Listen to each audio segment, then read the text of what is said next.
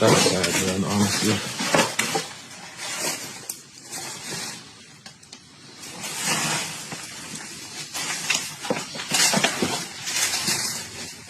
So growing up, at a certain point in high school, it was just me and my mom. You know, my sister was gone. She was in the U.S. I was still in Belize. My mom and my dad having their issues, you know what I'm saying? So it's just me going to school and my mom going to work. And it's a lot of kids, I think we call them keychain kids or something like that. A lot of kids grew up that way to where it's like, okay, mom might not come home until I go to sleep or something, but I have the key to get into the house. I could cook myself something. Maybe she left me some money for pizza. Maybe she left something in the refrigerator. You know, we're living life. And I feel like that's just normal coming of age type of stuff. You know, take care of yourself if someone else can't take care of you. But they were able to teach me that up until that age. Now imagine on another scale, right?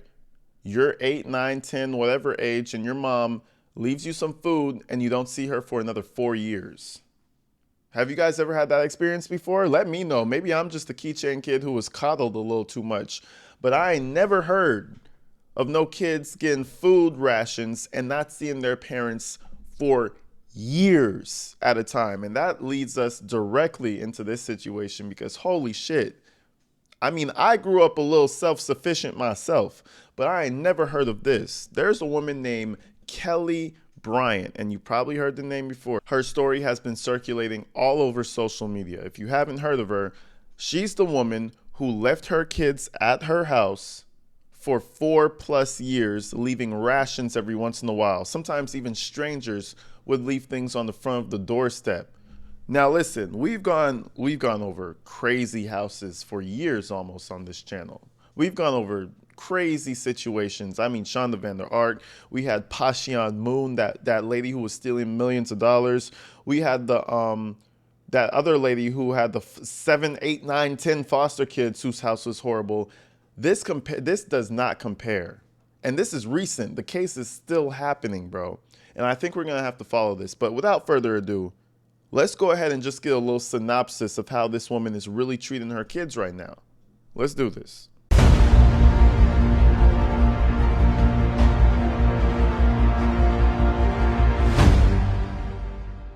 When a big city sheriff says he's never seen a scenario so dire, one that would be deplorable and intolerable even for an animal, you better brace yourself.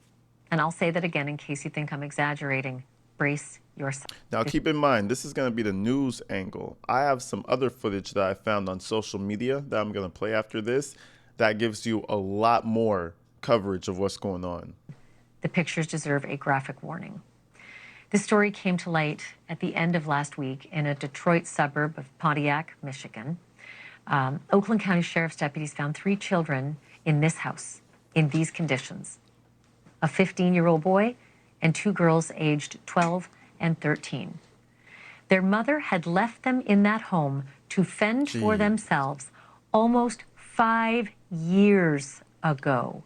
Now, I even blurred the toilet because I don't even know how YouTube takes this, but it's feces. I'll just give you a rundown of what it is. So again, you don't give these kids any life skills. You can't be leaving them in the house. And even if you are leaving them in the house, you gotta be doing it for hours at a time. This is insane, bro. I'm surprised these kids are still alive. I'm honestly surprised they're still alive and don't have crazy health conditions right now, because that bathroom is insanity. It caked up with so much filth on the side of the door that it rubbed off in chunks to where it looks clean again. That's how nasty that house is. And just wait, these are like play pictures. I have an actual video that I found on social media that I'm about to play. Do the math. They would have been 10, 8, and 7. That fact alone is mind-boggling. But so is this. They existed on weekly drop-offs of food from Instacart and DoorDash. But towards the end of that 5-year ordeal, the food that was dropped off ended up being a loaf of bread. Obviously, somebody also was paying the rent on that house until they stopped. That happened last October. And it was therefore the landlord who called the sheriff's office for a welfare check. By then, of course, those children's welfare was all but non-existent. Their house was overrun with garbage and Jesus feces Christ. and mold. Their clothes were filthy. That picture literally looks like lumps of coal. I don't even know what that is. You know what I'm saying? And this goes again, like the kids could apparently the kids couldn't even leave the house. They were not supposed to. So I don't know what her plan was. I mean, at least if she had a plan to where they could go outside, throw the trash out when the trash truck comes, be self-sufficient. But no, again, people would have spotted them and they would have been like, "Hey, little man, I haven't seen your mom for years. Where's your mom at?" So instead of doing that, I'm sure she wanted to go party, go to, all over the world. Turks and Caicos, let's just go party. She decided that the best course of action was to leave them inside the house to fester in their own shit. Quite literally. This shit is crazy. hair was matted. And just so you know the extent of the neglect, their toenails were so long they could barely walk. Their last delivery of anything related to personal hygiene was a half-decade ago and was only a box of trash bags, some gloves, and a can of air freshener. 5 years ago. They hadn't been to school since 2020, and the two girls apparently hadn't been outside that house in years. Tonight, the children's 34-year-old mother is in custody, as she should be. But it begs the question, where was everybody else? Where was the father? Where were the schools? What about the neighbors? How could this nightmare have gone on for so long? Okay, now let's take a break from that before we hear the police chief. This is the video that was circulating online, and it is the same house because I could recognize all the damn Little Caesars pizza boxes. It must be 300 Little Caesars pizza boxes in this house, just an FYI. This must have been the hazmat cleaning crew. I don't know who this was, but somebody did a walkthrough through the house. And this shit is insane, bro. I highly doubt that they expected this video to go so viral. But holy shit, let's go take a look.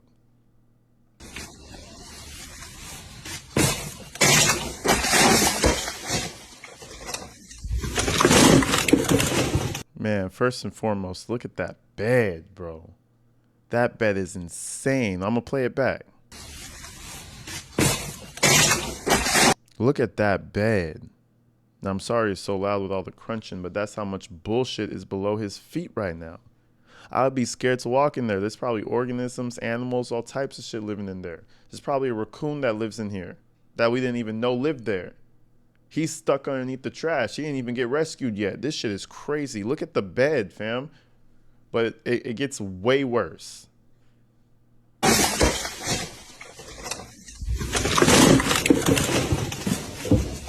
Look at all the Little Caesars. Dude. They started using the Little Caesars boxes as stepping pallets. If you notice, the Caesars boxes are strategically placed around the house to step on. Wow.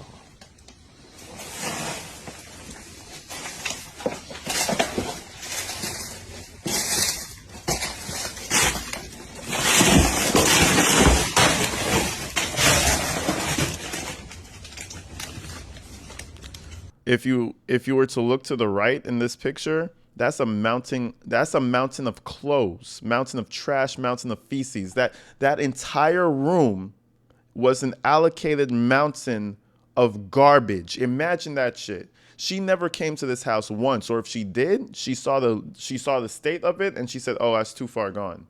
She probably looked in maybe at year 1, 2, 3, and she said, "Yeah, that's too far gone. Yeah, I'm just gonna let them stay in there. They must be doing it themselves."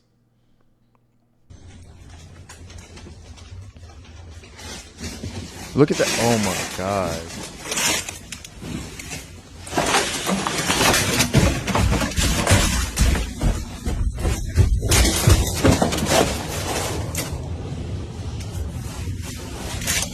And that's pretty much the whole video. That gives you an uncut look at what the news is kind of splicing and showing you. That entire house is a trash heap, bro. I'm telling you, the dumpster probably looks better than that house.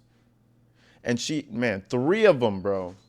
Three of your kids. You're just going to leave them in that situation. That's outer worldly to me. Here, I literally can't even believe as I read those details again that I'm reading fact. How are the children right now and where are they? So we took them immediately out of the home once we discovered them, took them to medical care, and then involved our Child Protective Services. And they have been placed temporarily with relatives that were unaware of what was going on. Sure. And we have a lot more scheduled for them this week. We've got a much more detailed health and mental health examination of them. We've already done a kind of a psychological question kind of thing with a care house, kid gloves treatment to try to figure out what they're feeling, what they know, things like that. Thankfully, they're responding very well. Our detectives said when they saw them at the care house interview that they were chatty. And obviously, when we first encountered them, it was nothing like that. The girls were actually hiding in a locked bathroom. That just goes to show what the mom told them. I don't know what she told them, but keep in mind the oldest kid was 10. I think another one was 7 and the other one was another age, right? So at that age, you're developmentally fucked up. You might think that that's the boogeyman downstairs. I don't know. It's like whatever your mom told you is probably the biggest thing in your head right now. If we get caught, we get in trouble. Imagine locking yourself into that disgusting bathroom. Bruh, I don't even know where they were in terms of their clean place, their happy place. The entire house looks like a death trap. But anyways, let's continue. How is their development, given the fact that this is almost half their life? They've lived alone as young children with no adult care. I mean, and just no love. Yeah, it's horrendous. It's really difficult to wrap your head around this case. I've been in this business a very long time and seen horrific things, horrific murders, horrific child abuse. But this is a terrible one that was magnified by how long it went on over the period of years to not have an adult or any love or any structure, any education, none of that. And so, it's just really difficult to wrap your head around. But we're doing everything we can to set them up on a better path. The community has responded and filled our sheriff's office with clothing for them, and they're making donations. We're going to set us to try to get them, a fund for their health, both physical and mental health, and maybe some educational funds set aside for them. Sheriff, the obvious question is, you've arrested the mother. I understand you can't reveal her name because she shares a last name with these children. What is her response? Is she talking? Why on earth would anyone do this? Yeah, she's been talking to our investigators, but so far no reason for this. And it's one of those things. How do you even come up with a reason for this? When you watch the television ads showing dogs and cats in a deplorable condition that evoke that heartstring where you want to contribute to them, imagine that times 10 and then do it over a period of years to children. So it's really difficult to kind of wrap your arms around this. But we're going to do everything we can to wrap our arms around those kids and to make sure, quite frankly, that this mother is held accountable. And I'm going to stop it right there. Like, everybody take your animal and imagine placing them in that situation right there, in that environment. I would be scared that my dog chokes and dies in that house. My dog. Imagine you have actual sentient living human beings that you birthed in that house. I'm scared my dog would die in that house. You mean to tell me you got 3 kids in there? Man, listen, she needs the book thrown at her. She needs the Bible thrown at her also. She needs a lot of things thrown at her. But she needs to stay in jail for a very long time because that shit is insane. But until then, guys, I'm going to keep my eye on this story because this was a crazy one. But until then, I'm going to see you guys later. Stay inside, stay safe, and don't starve your damn children. I'll see you guys later. Peace.